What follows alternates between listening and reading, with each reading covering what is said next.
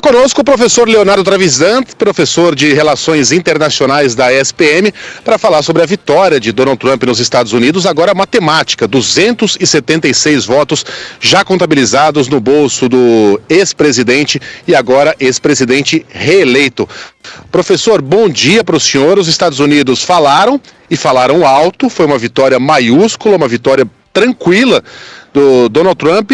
O que isso significa para os americanos e para nós aqui no Brasil? Bom dia, Megali, bom dia a todos que nos escutam, né? De alguma forma, quando a gente olha para o contexto da vitória do Trump, a gente tem que entender aquele grito que os americanos, aquele grito de insatisfação, aquela constatação de que eles estavam insatisfeitos, exatamente com o que eles estavam insatisfeitos. Não há dúvida nenhuma que eles estavam insatisfeitos, primeiro de tudo, com a economia. O resto era tudo subproduto. Né? Aí, de alguma forma, o Trump dizia, eu vou melhorar a vida de vocês. O melhorar a vida de vocês significava trazer uma memória, e ele nunca escondia isso, ele forçava esse ponto, ele trazia uma memória do que foi o seu governo. Se é certo, se é errado, é uma outra situação. Se esse quadro tinha esta ou aquela explicação, é outra situação.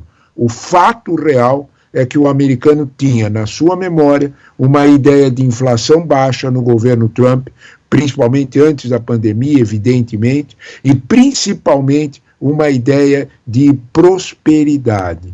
Esta ideia colou em Trump. Se é real, se não é real, é uma segunda análise, é uma segunda verdade. Essa ideia colou. Trump encontrou, inclusive, o jeito certo de canalizar essa insatisfação para alguns responsáveis. O primeiro deles, a imigrante. O primeiro deles, de alguma forma, a concorrência externa. Isto fechou uma espécie de círculo bem explicativo. E esse círculo bem explicativo, o resultado dele está aí em todas as eleições, principalmente nos swing states. O professor, agora o Biden não tinha muito para onde correr, né? Ele estava diante de um cenário de possível recessão brutal devido à pandemia e tomou uma decisão consciente de produzir um choque inflacionário para combater essa recessão, né? Foi uma decisão consciente. A inflação certamente ajudou Donald Trump a voltar à Casa Branca. Dá para a gente dizer que os democratas foram moídos pela pandemia? Não, na verdade, tua pergunta é ótima, porque o que os democratas fizeram foi receber um problema do qual eles não tinham ação alguma. A inflação nos Estados Unidos subiu em 2022 por um choque de oferta, não chegava produto. É essa a realidade. Não é? Então, quando você vê em julho de 2022 a inflação bater em 9,1%, que foi a mais alta em mais de 40 anos, você tem que olhar que os portos não recebiam produto. Se não recebe produto, o produto que tem nos Estados Unidos sobe de preço. É bem simples entender. Então, é nesse quadro que, de alguma forma, primeiro de tudo, os democratas tiveram que, a partir de 2020, quando assumiram o governo, tentar organizar a produção, os ciclos produtivos, repor as cadeias de produção. Isso demorou tempo. Eles conseguiram. A gente tem uma ideia sobre a economia norte-americana como se ela estivesse ruim. Cuidado com isso. A economia não está ruim. O que está ruim é a percepção do povo sobre essa economia. No terceiro trimestre, a economia norte-americana subiu quase 3%, 2,8%. É a maior alta em todos os países desenvolvidos, sem nenhuma dúvida. Quando nós olhamos para isso, nós perguntamos por que, então, da insatisfação? Porque os preços não baixaram do pico de 2022 e os salários não acompanharam. Os salários até subiram, mas não subiram o todo da inflação. Vou dar um exemplo bem concreto, simples de entender. Entre 2019 e o final de 2023, os salários nos Estados Unidos, reais, descontada a inflação, subiram 12%. Porém, entre 2019 e 2023, o preço dos alimentos subiu mais de 25%. Por quê? Porque, na verdade, eles subiram alto e ficaram no alto.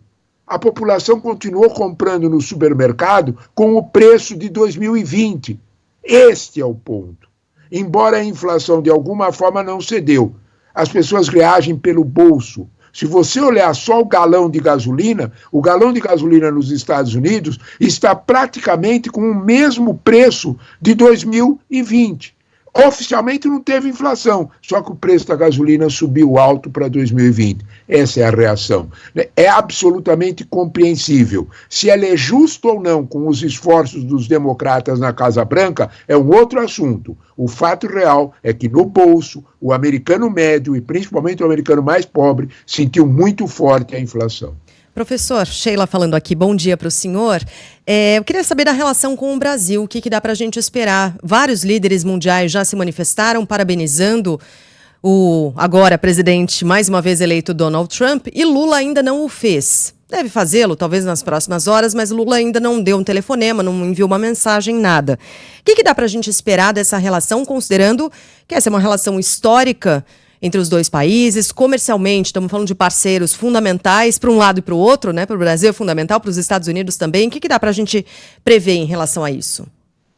Olha, Sheila, a primeira coisa que tem de muito importante quando a gente fala disso é que nós estamos nesse momento, em um momento dourado nas relações comerciais com os Estados Unidos. Você tocou no ponto fundamental, né? O que Trump vai significar para nós? Né?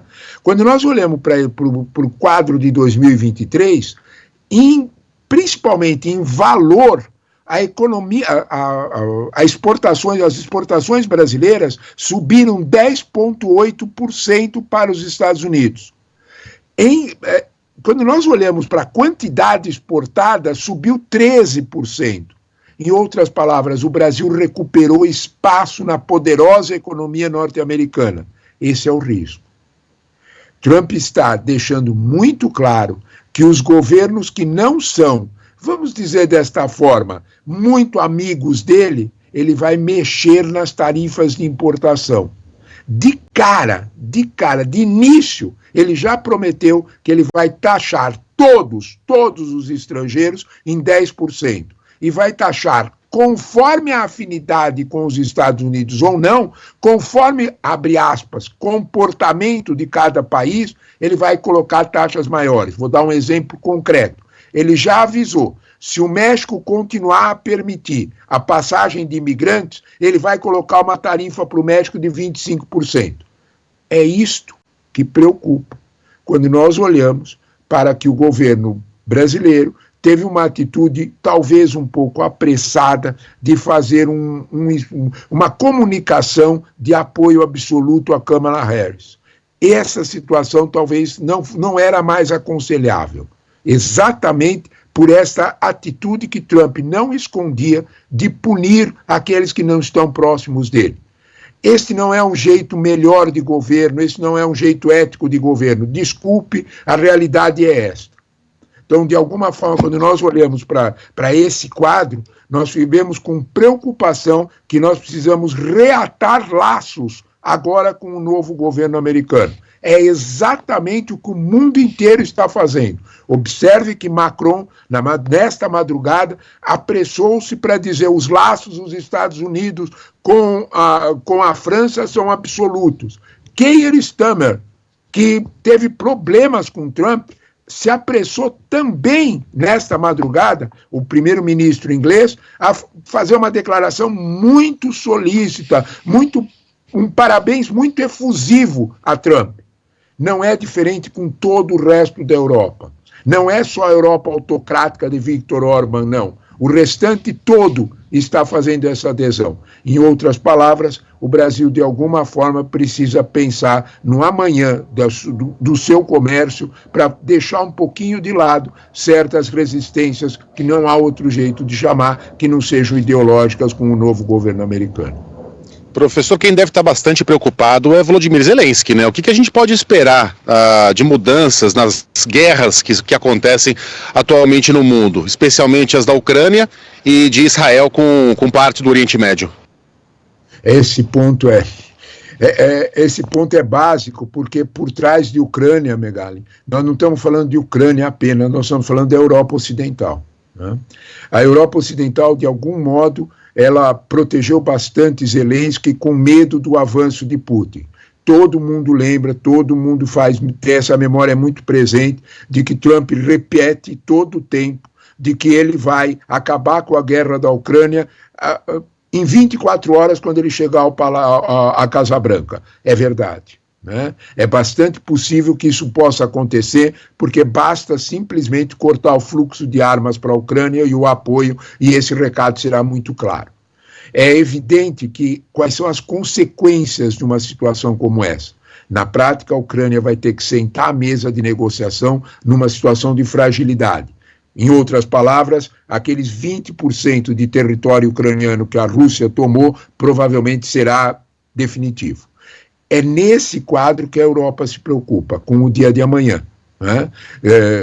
Ao ceder para a Ucrânia para deixar a Ucrânia perder a guerra, tem um sentido para a Europa muito claro. Ela vai ficar muito exposta às pressões de Putin, sem a proteção norte-americana. Aqui é que está a tua pergunta.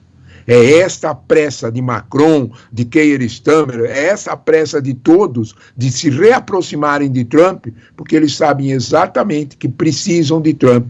Um dos principais, o secretário-geral da OTAN, foi um dos primeiros a saudar a vitória de Trump, porque Trump já avisou que ele tem um projeto que, se os países europeus não aumentarem seus gastos militares, ele vai, sem dúvida nenhuma, cortar os laços com a OTAN. Isso é assustador.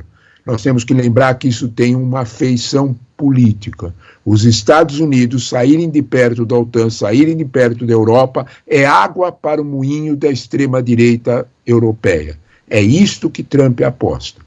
Trump aposta exatamente em usar uma pressão militar para fazer uma mudança no perfil político dos governos europeus. Esse quadro tem assustado bastante e a Europa tem se preparado para ele já há meses em relação à vitória de Trump.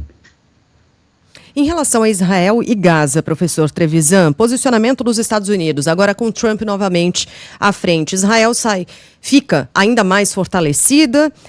O que a gente vai ver acontecer em Gaza é o que a gente já vinha vendo acontecer de maneira indiscriminada? Olha, essa pergunta é básica, porque essa pergunta diz o seguinte, sabe, Sheila?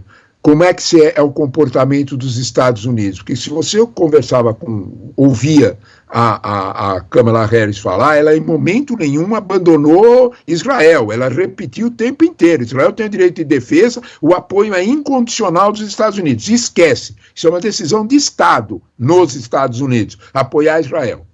O problema estava no tipo de apoio, no tom desse apoio. Qual é a grande diferença entre o apoio de Kamala Harris e de Donald Trump para Israel? É principalmente o que fazer com a questão dos dois estados. Há uma pressão internacional muito forte sobre Netanyahu para que ele aceite a lógica de dois estados, ou seja, permitir o avanço e a constituição de um Estado palestino convivendo. Isso é o grande pedido dos Estados moderados, os árabes moderados, é o pedido dos europeus, ocidentais. Trump vai aliviar a pressão sobre Israel em relação a isso.